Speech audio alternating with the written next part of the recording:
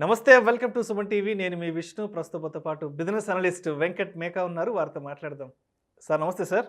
నమస్తే విష్ణు గారు. వెంకట్ గారు, ఈ కంపెనీలన్నీ కూడా ఎవ్రీ 3 మంత్స్కి ఒకసారి వాళ్ళ క్వార్టర్లీ రిజల్ట్స్ అనౌన్స్ చేస్తుంటారు కదా. మరి ఇలా రిజల్ట్స్ని అనౌన్స్ చేసినప్పుడు ఆ రిజల్ట్స్లో నుంచి ఇన్వెస్టర్స్ అనేవాళ్ళు ఏ విధంగా లాభాలను ఆర్జించగలరు? మంచి ప్రశ్న విష్ణు గారు. చాలామంది అంటే ఈ క్వార్టర్లీ రిజల్ట్స్ అప్పుడు ఫండమెంటల్గాను లేకపోతే టెక్నికల్గాను మా చార్ట్స్ మీద కానీ, అలాగే ఫండమెంటల్గా అయితే వాటి బ్యాలెన్స్ షీట్లు చదవటం కానీ, కంపెనీల రిజల్ట్స్ ఎట్లా ఇస్తున్నాయి కానీ బాగా చూస్తూ ఉంటారు అనమాట ఇన్వెస్టర్స్కి.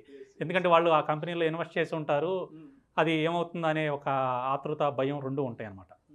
సో ఎవరైతే ఇన్వెస్ట్ చేసి ఉన్నారో, లేకపోతే ఆల్రెడీ ఇన్వెస్ట్ చేసిన వాళ్ళు కాకుండా కొత్తగా ఎవరైతే ఇన్వెస్ట్ చేద్దాం అనుకుంటున్నారో, సో వాళ్ళు ఏంటంటే ఒక చిన్న సింపుల్ లాజిక్తో ఆ స్టాక్లో మనము ఉండొచ్చా, అంటే ఆల్రెడీ ఇన్వెస్ట్ చేసిన వాళ్ళైతే ఆ స్టాక్లో మనం ఉండొచ్చా, లేదా కొత్తగా ఇన్వెస్ట్ చేద్దాం అనుకుంటే ఆ స్టాక్లో మనం ఏ విధంగా ఇన్వెస్ట్ చేయొచ్చు అనే దానికి ఒక చిన్న సింపుల్ లాజిక్తో మనం ఈరోజు చెప్పుకుందామండి ఎలా చేయొచ్చు అనేది.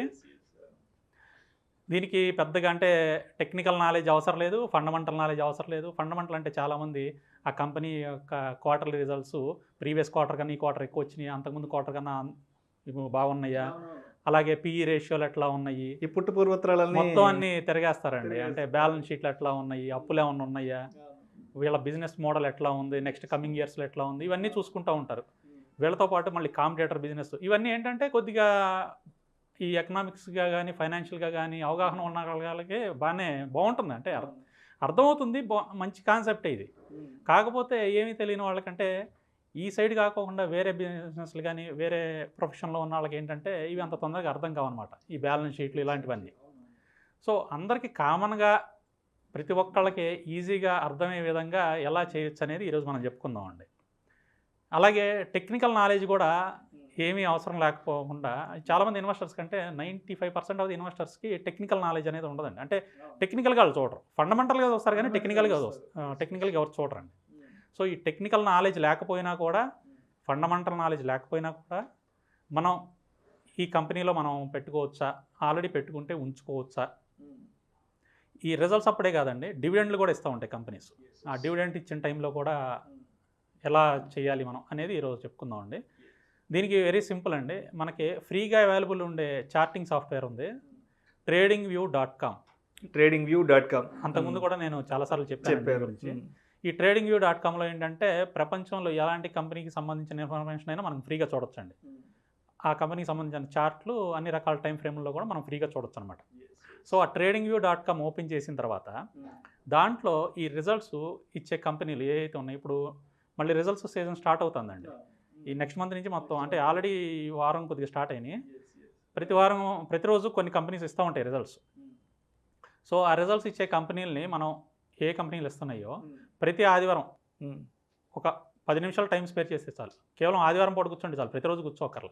ఆదివారం కూర్చొని అంతకుముందు వారం ఇచ్చిన కంపెనీలు ఏమేమి ఉన్నాయో ఆదివారం ఆ కంపెనీలు చార్ట్లని మనం ఓపెన్ చేసుకుంటే tradingview.comలో మనకి ఒక చిన్న లాజిక్ ఒకటి చెప్తానండి. దాని ప్రకారం చూసుకుంటే వాటిలో మనం ఇన్వెస్ట్ చేయొచ్చా లేదా అనేది ఒక ఐడియా వచ్చేస్తుంది.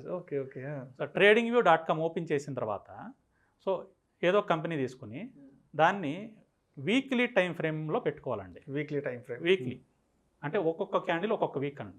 అట్లా వీక్లీ టైం ఫ్రేమ్లో పెట్టుకున్న తర్వాత ఆ చార్ట్ టైప్ని మనం హైకెనాషి క్యాండిల్స్ అని మార్చుకోవాలి. వీక్లీ టైం ఫ్రేమ్ హైకెనాషి క్యాండిల్స్, ఈ రెండు పెట్టుకోండి అంతే, ఇంకేం చేయక్కర్లా. వీక్లీ టైం ఫ్రేమ్ హైకెనాషి క్యాండిల్స్ అని పెట్టుకోండి tradingview.comలో. ఇప్పుడు నేను మీకు ఒక ఎగ్జాంపుల్ చూపిస్తున్నానండి. ఈ ఎగ్జాంపుల్లో మీకు స్క్రీన్ మీద కనపడే ఎగ్జాంపుల్లో మనం టెక్ మహీంద్రా చార్టు పెట్టామండి. ఈ టెక్ మహీంద్రా చార్టులో మనకు వీక్లీ టైం ఫ్రేమ్ హైకెనాషి క్యాండిల్స్ ఉన్నాయి. సో మీకు కింద tradingviewలో చూస్తే కింద బాటంలో ఈ అని డి అని ఇట్లా రౌండ్తో చేసి ఉన్నాయి అనమాట లైన్గా. సో tradingviewలో బై డిఫాల్ట్గా అట్లా వస్తుంది అనమాట. ఈ అంటే ఎర్నింగ్స్ డే అని, సో ఆర్ ఎర్నింగ్స్ వీక్ అనేది మనం వీక్లీ పెట్టుకున్నాం కాబట్టి ఎర్నింగ్స్ వీక్ అది. డి అంటే డివిడెండ్ ఇచ్చిన వీక్ అని. సో ఎప్పుడైతే మనకి ఏ క్యాండిల్ కింద అయితే ఇలా ఈ కానీ డి కానీ ఉందో కేవలం మనం ఆ క్యాండిల్నే చూడాలి. అంటే ఆ క్యాండిల్ వచ్చింది అంటే ఆ వారంలో ఆ కంపెనీ ఐదర్ రిజల్ట్స్ కానీ ఇచ్చింది లేదా డివిడెండ్ కానీ ఇచ్చింది అని అర్థం అనమాట.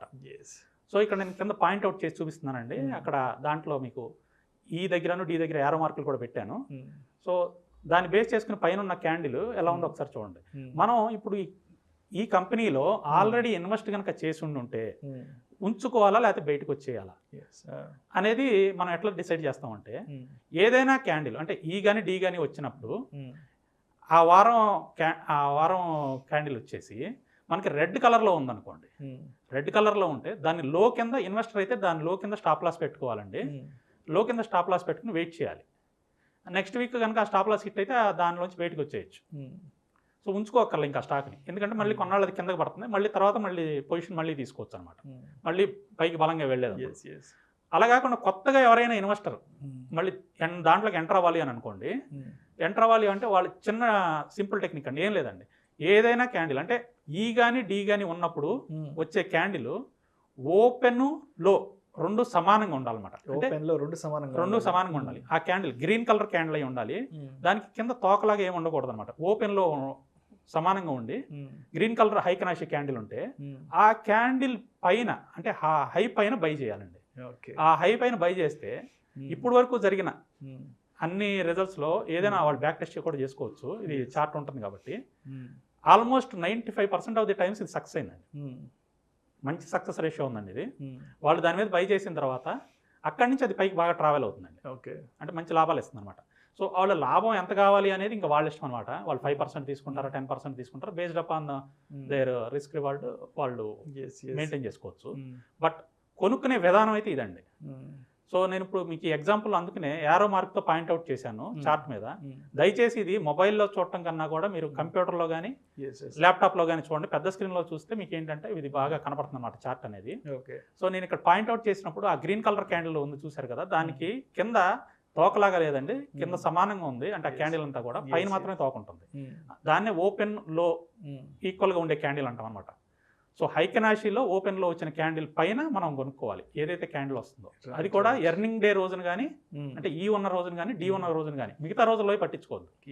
సో అంటే రిజల్ట్స్ ఇచ్చినప్పుడు ఇలా క్యాండిల్ వచ్చింది అంటే ఏంటంటే కంపెనీ రిజల్ట్స్ చాలా బాగున్నాయి, దాని పర్ఫార్మెన్స్ బాగుంది, సో దీన్ని మనం కొనుక్కుంటే మళ్ళీ బాగా వెళ్తుంది అని ఉద్దేశం అండి. లాజిక్ బిహైండ్ దిస్ ఏంటంటే అది. సో దీనికోసం మనం ఏంటంటే ఫండమెంటల్ నాలెడ్జ్ మొత్తం చూసుకోవాలి, టెక్నికల్ నాలెడ్జ్ మొత్తం చూసుకోవాల్సిన అవసరం లేదు. ఇవన్నీ కూడా ఈ ఒక్క క్యాండిల్ ఇంక్లూడ్ అయ్యి వచ్చేసినాయి. సో మీరు ఇన్ని పుస్తకాలు ఇవన్నీ చదవాల్సిన అవసరం కూడా లేదు. సింపుల్గా దీన్ని ఫాలో అయిపోతే మీరు ఇన్వెస్ట్మెంట్లో కూడా చక్కగా, అంటే ఏ విషయ పరిజ్ఞానం లేకపోయినా కూడా ఈజీగా మీరు ఇన్వెస్ట్ చేసుకోవచ్చు అనమాట, ఎలాంటి కంపెనీలో అయినా. ఇప్పుడు నేను చూపించింది టెక్ మహీంద్రా అండి. అలా మీకు చాలా కంపెనీలు ఉన్నాయి. ఇప్పుడు మన ఎన్ఎస్సీలో 1600 ఉన్నాయి, బీఎస్సీలో దగ్గర 5000 పైన కంపెనీలు ఉన్నాయి. సో రిజల్ట్స్ ఇచ్చే కంపెనీలు చాలా వస్తూ ఉంటాయి, ఎవ్రీ వీక్ మనకి వస్తూనే ఉంటాయి. సో మన దగ్గర ఎంత డబ్బు ఉన్నా కూడా దాంట్లో పెట్టుకోవచ్చు అండి. Stock market is a ocean. మీరు ఎట్లా డైవర్సిఫై చేసుకుంటారు మీ క్యాపిటల్ని అనేది ఇంకా మీరు పర్సనల్గా దాన్ని ప్లాన్ చేసుకుని దాని ప్రకారం చేసుకోండి. ఈ స్ట్రాటజీ అయితే బాగా పనిచేస్తుందండి. పర్సనల్గా అంటే నేను ఇట్లాంటిదే ఫాలో అవుతాను. సో దీనికి ఏంటంటే మీరు ఫండమెంటల్గా తెలియకపోయినా కూడా చేసుకోవచ్చు అండి, సింపుల్గా ఉంటుంది కాబట్టి. సో అందరూ కూడా ఏంటంటే ఇలాంటి సింపుల్ టెక్నిక్స్తో ఇన్వెస్ట్మెంట్ కానీ ట్రేడింగ్ కానీ చేసుకొని అందరూ కూడా బాగా సక్సెస్ అవ్వాలని కోరుకుంటున్నానండి. Right, thank you sir, thank you so much Venkat గారు. కంపెనీలు తమ త్రైమాసిక ఫలితాలను అనౌన్స్ చేసినప్పుడు మరి ఆ రిజల్ట్స్లో నుంచి మనం ఏ విధంగా లాభాలను పొందడం నేర్చుకోవాలి అనే అంశం గురించి ప్రేక్షకులకు మీ విశ్లేషణ ద్వారా చాలా చక్కగా వివరించారు. Thank you so much sir. ఇలాంటి మరిన్ని interesting videos and valuable information కోసం వెంటనే మా Suman TV money channel subscribe చేయండి, లైక్ చేయండి, షేర్ చేయండి. అదేవిధంగా మీ అభిప్రాయాలను వీడియోస్ కింద కామెంట్స్ రూపంలో మాకు తెలియచేయండి. This is Vishnu signing off.